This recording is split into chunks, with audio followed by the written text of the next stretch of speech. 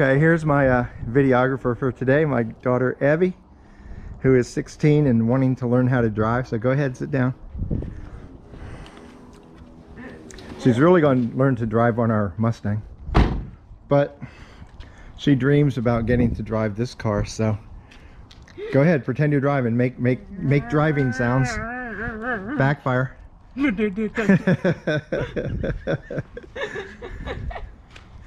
That's as close as you'll ever get to driving this car, baby. No, that's not true. We might teach you how to drive automatic or a standard. That would be a good skill to know.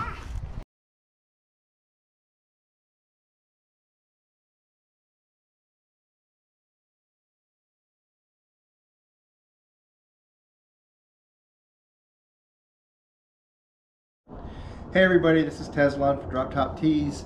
Today we're making a video to show you how to change out your coil packs to the Alfa Romeo 4C coil packs. Something that is a good idea to do, especially if you have a tune. Regap your original spark plugs or put in like brisk spark plugs and put in coil packs, and it helps especially with higher rev misfires and some lumpiness when you're under hard acceleration, which is pretty common for people who get tunes and don't make any other modifications on their motors. So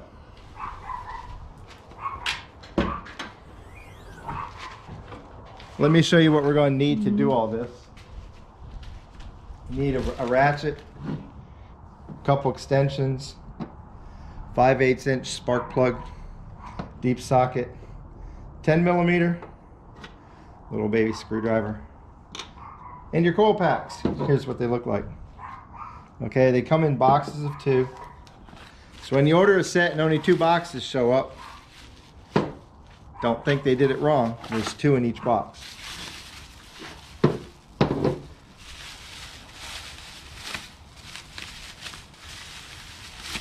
And then your spark plugs.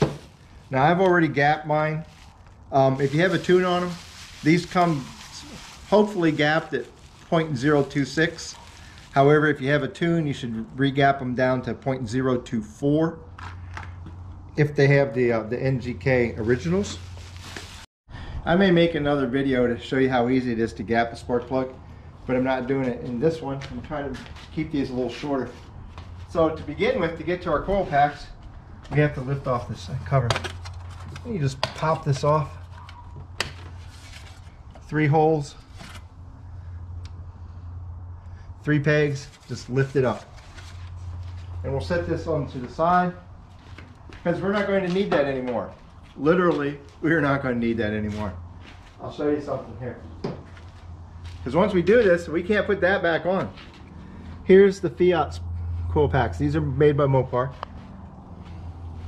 Notice how they're flat. The connectors come out flat. The Alfa 4Cs are at an angle. So once we install these Alfa 4Cs, that cover's not going to fit back on the motor. So that's just part of the deal. So the first thing we have to do is take these off. You get ready. And you see there's some connectors right here. So we're going to have to lift up on this black connector, take this little screwdriver and pop out the edge. And then that'll press down. And we should be able to pull this off. I don't know if I have it out all the way. There, that'll go down. And this will pull off. Okay, now we're going to do that to all of these.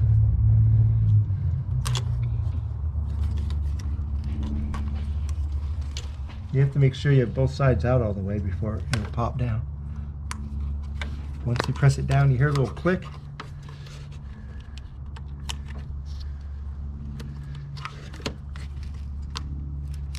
When you hear that click, they just pull right out.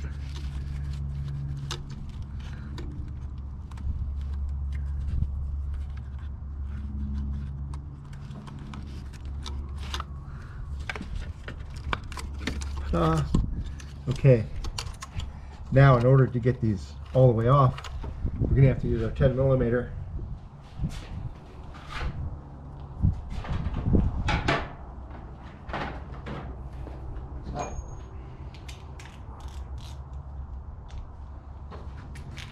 take the bolts out.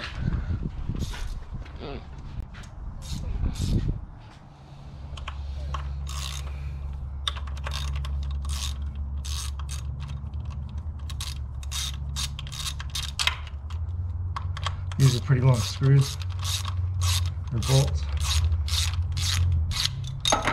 Oops.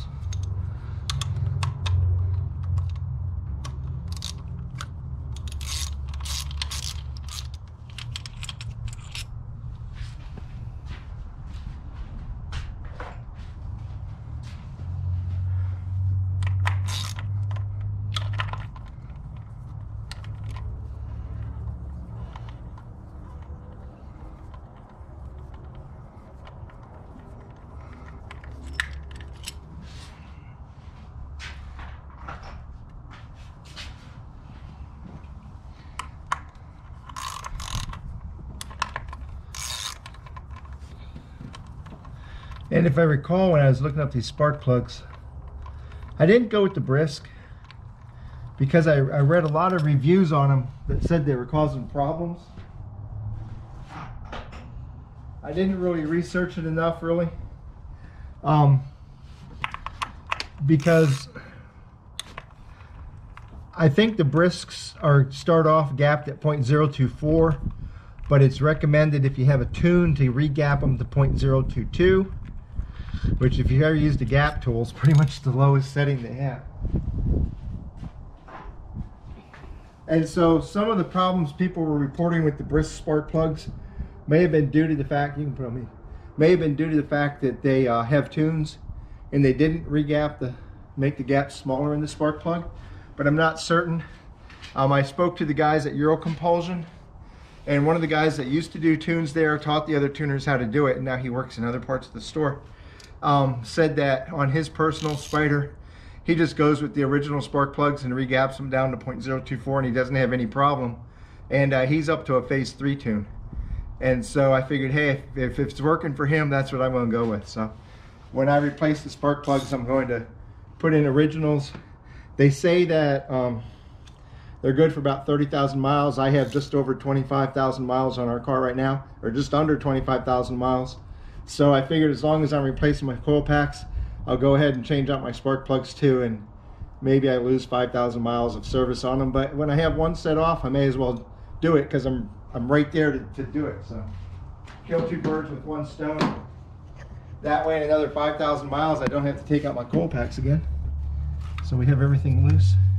Now these should just pull up. You hear how they pop out?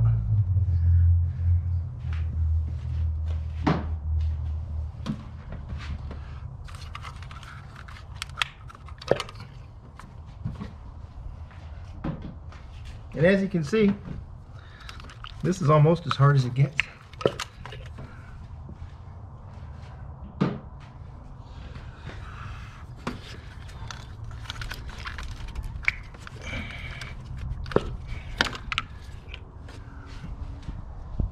So there we are. Now it's time to take out the spark plugs. I'm going to use 2 extensions, just make it easier on my back. Gotta get that 10mm over here.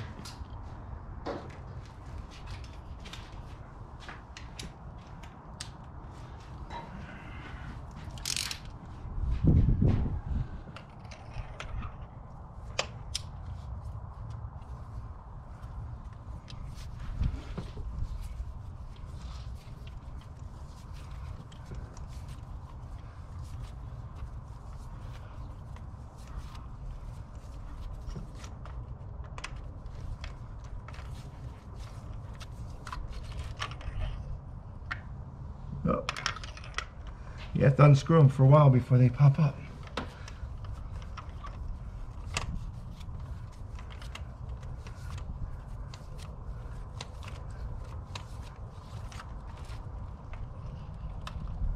There we go, 1 spark plug. Which we don't need anymore. And we're going to do that for all 4 cylinders. When you're undoing spark plugs, it's like when you think you've Unscrewed it enough, unscrew it a little bit more. Definitely want to use a spark plug deep socket and not just any old 5/8 deep socket. The spark plug deep sockets have a little rubber thing inside them that's designed to grip the spark plug. If you just use a regular 5/8, what's probably going to happen is you're going to unscrew it fine, but when you go to lift it out, it's just going to stay down there. It's going to slip right out of the socket. So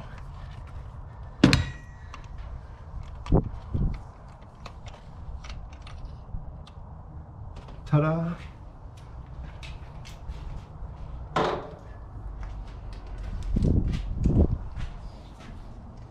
Now I'm going to start. How do you want to use it?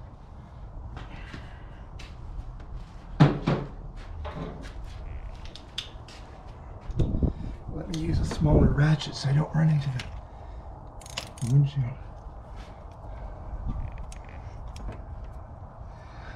The ratchet I had was a torque wrench.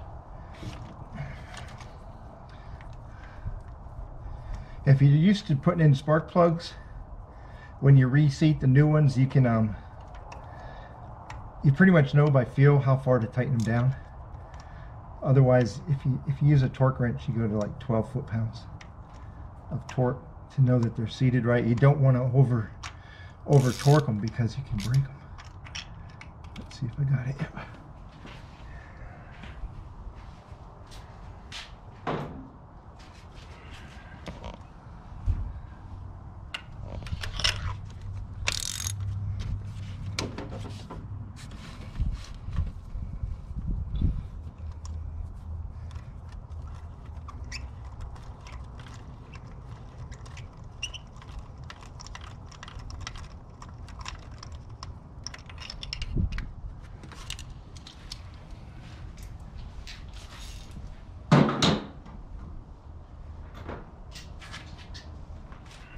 Okay, here, Abby. Now here's the difference. This is a regular 5/8 deep socket. If you see in it, there's nothing else in it. It's just a cylinder that's been machined out to 5/8 nuts. Here is a 5/8 spark plug deep socket. You can see how it has that rubber ring in it. What that does is the rubber ring fits right over the ceramic and it grips it. So when it's in there, it won't fall out. Whereas look at this.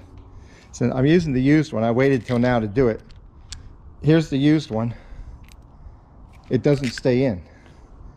So if you try to use just a regular 5/8 because you don't have a spark plug socket, you're gonna have a really bear of a time trying to get it to come up out of the cylinder there because it won't grip it. So definitely, if you don't have one, go to the store and buy a 5/8 spark plug ratchet or socket.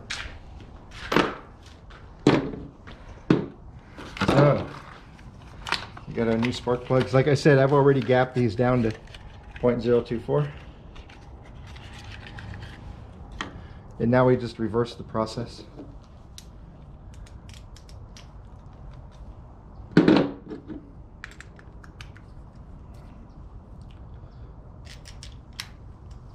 See? It'll do it. I'm not scared to do it with the new one either. It'll grip it right on there.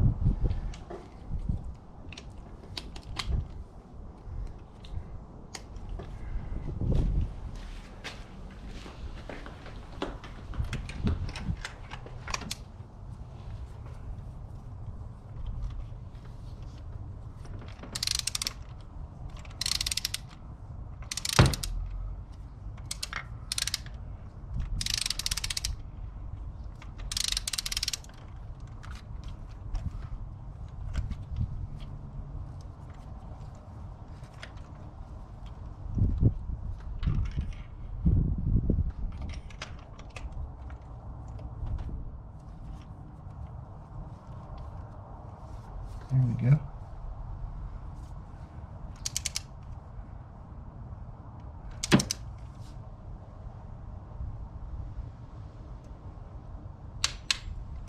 Did you hear it?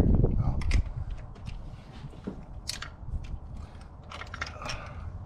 Did you hear it click? That was telling me it hit the magic number on the torque. So I have it torqued down exactly where the factory wants it.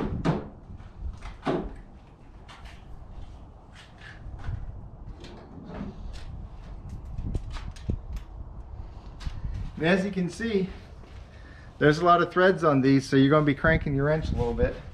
It's not just turn it a couple times and you're done.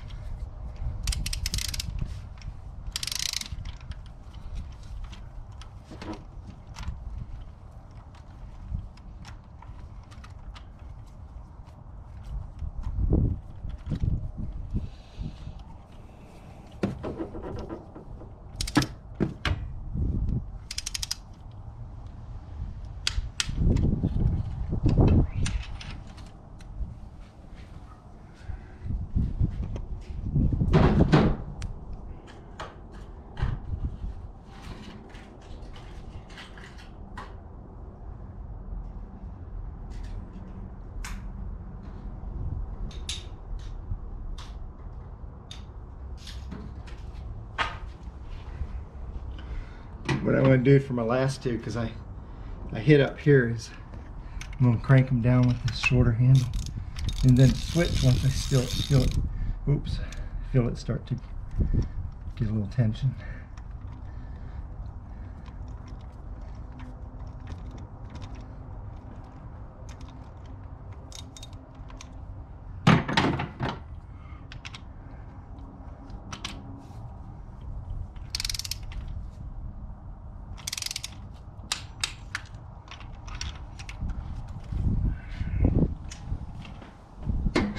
One to go. Then we just hook up the Coilpacks.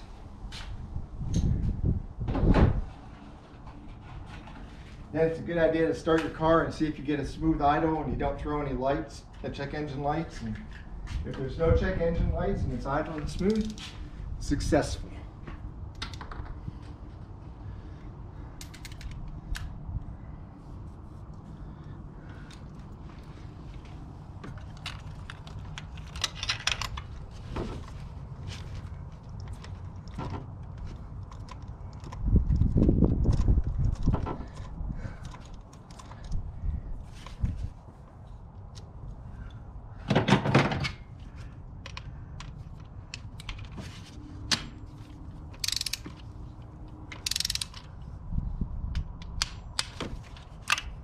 That.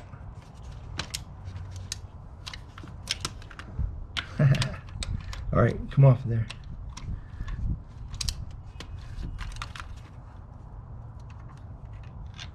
There we go. Sometimes the socket grips the spark plug a little bit harder than the force holding your extensions together. So you just have to wiggle a little bit and it'll pull right off.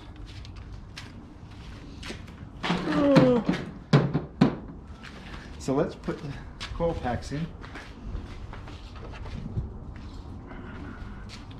I don't need that. So you want to make sure you line up your holes. And you just press these down on.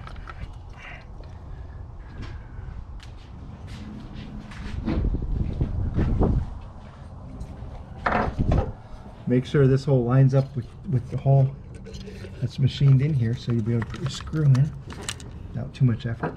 Doesn't matter if it's off a little bit, you just twist it.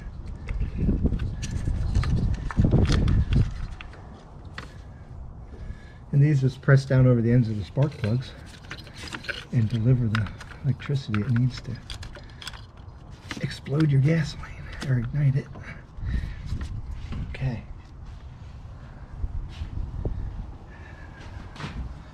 So we'll put these back in, you just press in. Okay. You have to lift this up. Press that back in, you hear it snap. Hopefully that picked up on video. When you press these, they have a snap that lets you know they're connected. If you don't hear the snap, didn't do it right.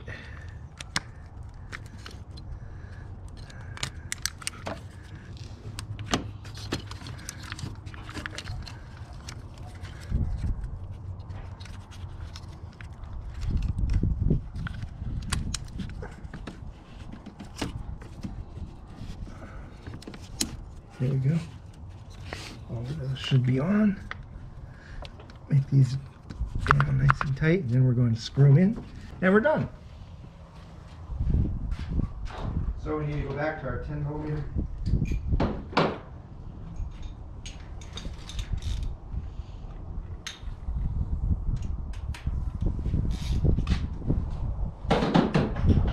Screws. I'm going to hand tighten these at first, just to make sure they're threaded right.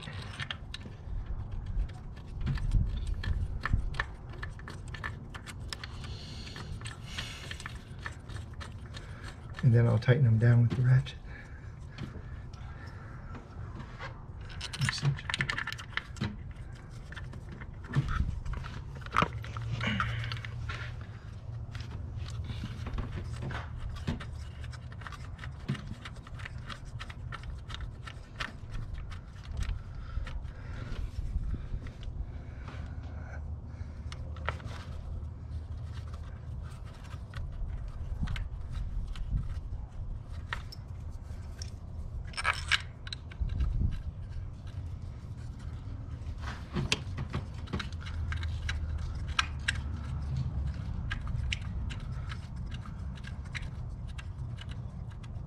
Highly recommend hand tightening them, at least to get them started, because you really do not want to strip the threads on these.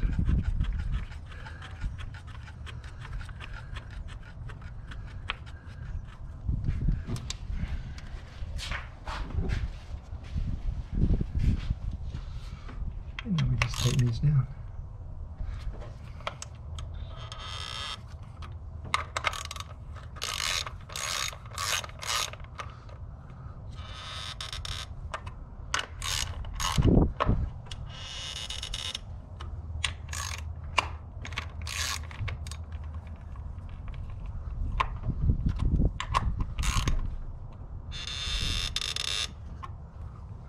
Hey, we're all done. Now let me show you what I was talking about. With the way those stick up.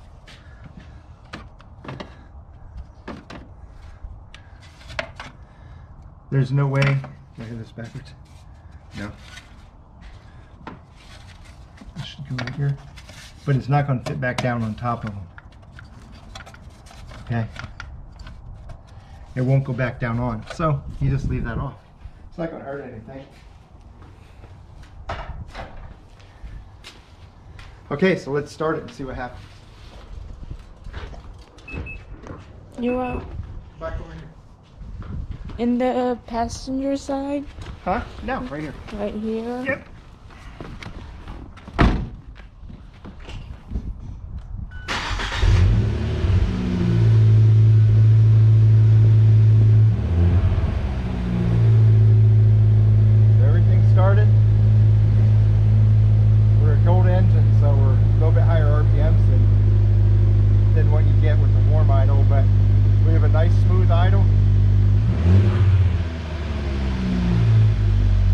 Doing good.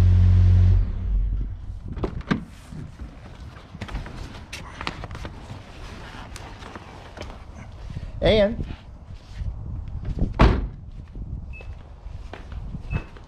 now our Coilpacks and spark plugs are more in line with our tune. That should help us out, especially under harder acceleration and higher RPMs. And I'm sure by the end of the day I will have tested that out too. So this is just a reason to go shopping somewhere where I have a nice long straightaway down an interstate entrance ramp and get to accelerate and see how well it affects my performance, and see if I got rid of some of those misfires. So I told you I was doing a tune comparison on the dyno. I already went first time to the dyno, and I was having so many misfires that above about 170, 172 horsepower, as I started getting into just where you would expect everything to really take off and give me those last 40 horsepower I want, the engine would start misfiring, and the lines, instead of being fairly steady, start going because the motor keeps cutting out for just a couple times, ruins the horsepower.